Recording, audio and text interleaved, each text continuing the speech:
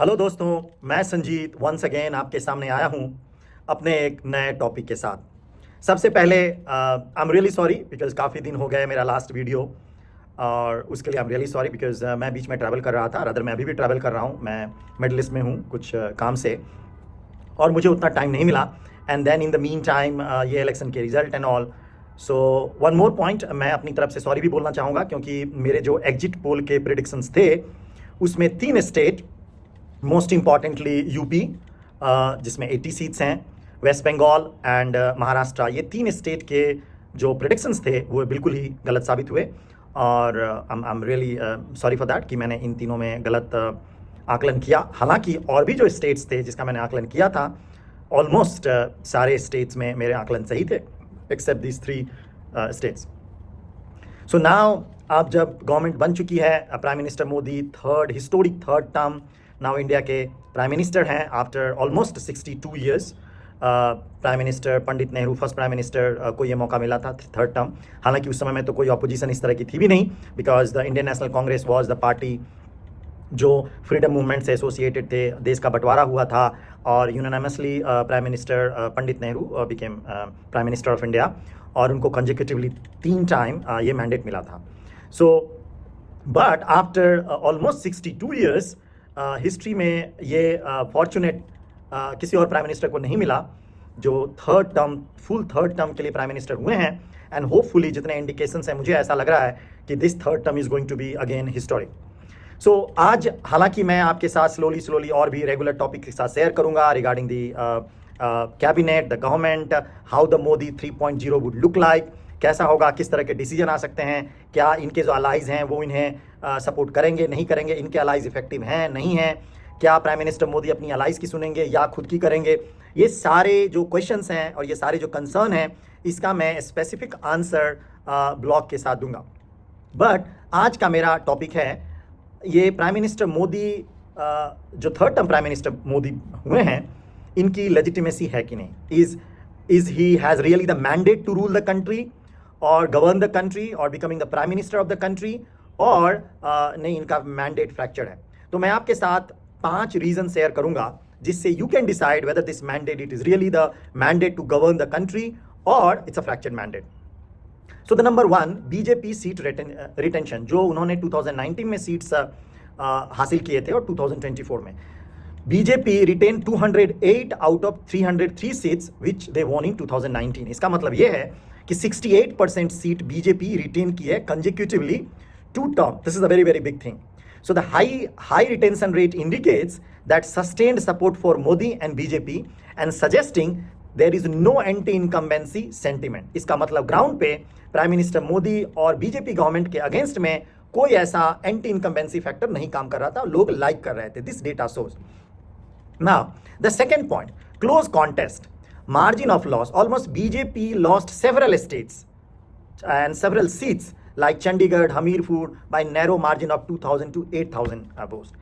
And a swing of just 6 lakhs vote across 33 seats could have been given a BJP a majority. इसका मतलब यह है कि यदि पूरे ऑल ओवर इंडिया में आप बीजेपी का सीट जो कम हुआ है 33 सीट्स इनके मेजोरिटी मार्क से, जो 2014 में मिला था, 2014 में 283 मिला था, बट मेजोरिटी मार्क से ये मात्र 33 सीट नीचे होने का ये मतलब है कि यदि इनके 6 लाख वोट और मिले होते पूरे ऑल ओवर इंडिया में इन क्यूमुलेटिव सीट्स, तो बीजेपी के पास मेजोरिटी होती। आप इसको इस तरह से समझो, जो एक candidate like Amit Shah, there are many like Shivraj Singh Chauhan, इनका जो विनिंग मार्जिन है that is itself more than 8 lakh, 7 lakh, 9 lakh, 10 lakh, और ये 6 लाख का वोट का डिफरेंस होने से बीजेपी को 33 सीट्स का लॉस हुआ। इसको यदि आप दूसरे तरीके से समझो तो बीजेपी के जो वोट परसेंटेज हैं, जो लोगों को पसंद जो करने वाले लोग हैं बीजेपी प्राइम मिनिस्टर मोदी को, उसमें कोई कमी नहीं आई है सिग्निफिकेंटली।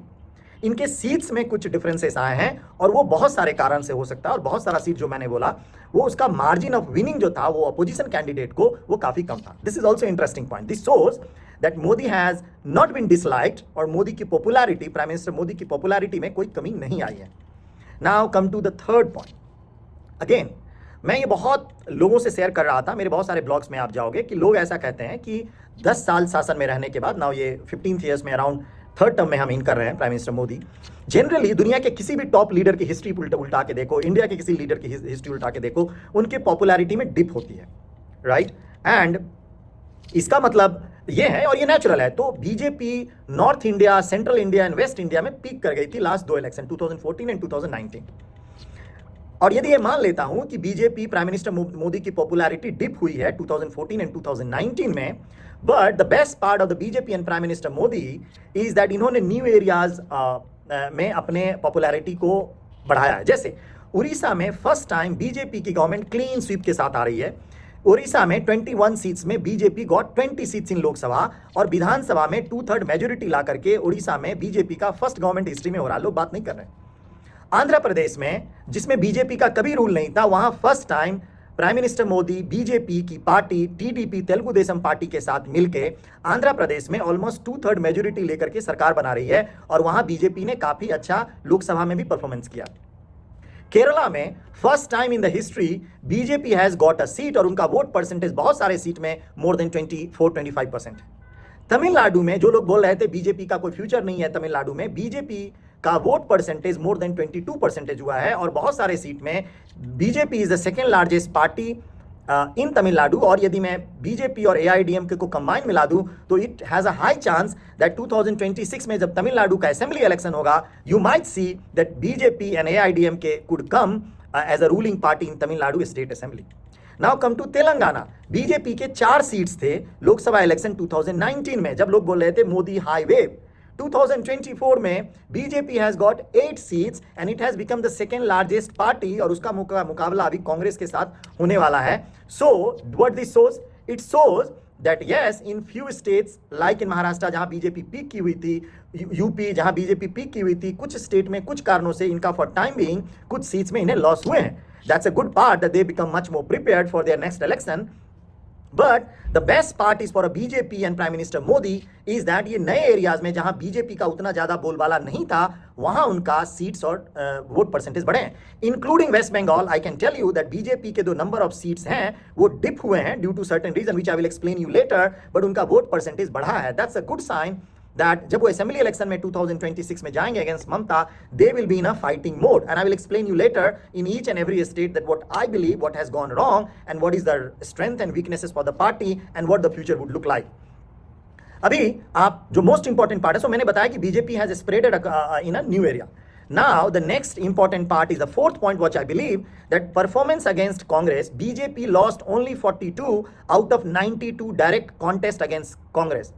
इसका मतलब इंप्लीकेशन ये है, BJP remains the preferred choice in most direct contest against Congress, indicating A stronger voter support. और इसका मतलब ये भी है कि मैं ऐसा मानता हूं, जब तक BJP is the number 1 choice against a fight with a Congress, till the time BJP is ruling this country, till the time situation is not changes. And this gives me a confidence to predict the BJP and the Prime Minister Modi and BJP rest is ruling this country for coming many decades, right?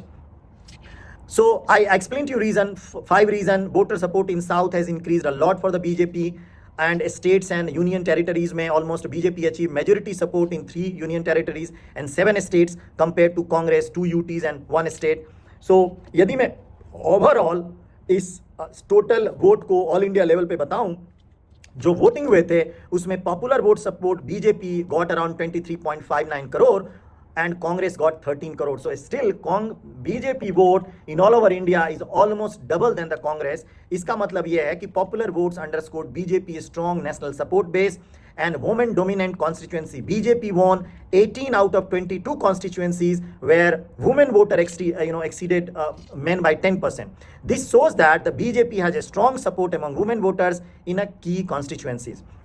So overall, these are my takeaways from the Lok Sabha election 2024, and I believe that Prime Minister Modi and BJP is a very dominant, strong political force, and they are increasing the base on a regular way. Yes, they have been humbled in some states, but I believe this is a good for BJP and Prime Minister Modi to become more prepared and make a plan by correcting themselves कि आगे आने वाले state assembly elections में they could prepare themselves in a better way.